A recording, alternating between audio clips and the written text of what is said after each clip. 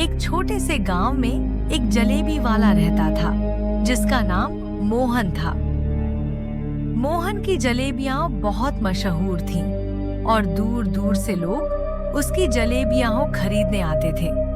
उसकी दुकान हर दिन भरी रहती थी और वह अपने काम से संतुष्ट था। लोग उसकी ईमानदारी और स्वादिष्ट जलेबियों की खूब प्रशंसा करते थे। नमस्कार दोस्तों, हमारे YouTube चैनल ग्रोथ पल्स में आप सभी का दिल से स्वागत है। मेरा आपसे निवेदन है, कहानी के अंत तक हमारे साथ बने रहे और चैनल को सब्सक्राइब कीजिए, लाइक शेयर जरूर करें। तो चलिए शुरू करते हैं। लेकिन धीरे धीरे मोहन में लालच पनपने लगा। उसे लगा कि अगर वह घटिया सामग्री का इस्तेमाल करेगा तो उसे ज्यादा मुनाफा होगा। उसने सोचा, यदि मैं कम शक्कर और सस्ता मैदा उपयोग करूं, तो मेरा खर्चा भी कम हो जाएगा और मुनाफा भी बढ़ जाएगा।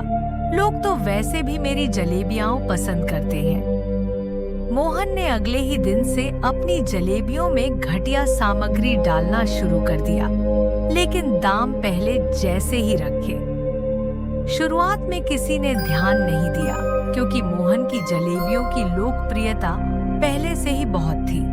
लेकिन धीरे धीरे लोगों को जलेबियों के स्वाद में फर्क महसूस होने लगा। पहले जहां लोग तारीफ करते नहीं थकते थे, वहीं अब शिकायतें आने लगी। एक दिन गांव का मुखिया मोहन की दुकान पर आया और बोला, मोहन, तुम्हारी जलेबियां अब पहले जैसी नहीं रही। उनका स्वाद बदल गया है। लोग शिकायत कर रहे हैं। मोहन ने उसे झूठ बोलते हुए कहा, नहीं मुखिया जी, सब वैसा ही है। शायद इस बार की सामग्री में कुछ कमी रह गई होगी। मैं अगली बार ध्यान रखूंगा। मुखिया चुपचाप चला गया, लेकिन गांव वालों का भरोसा अब टूटने लगा था। धीरे धीरे मोहन की दुकान पर आने वाले लोग कम होते गए। उसकी दुकान खाली रहने लगी और उसकी कमाई घटने लगी। मोहन को अपनी गलती का एहसास होने लगा, लेकिन तब तक बहुत देर हो चुकी थी।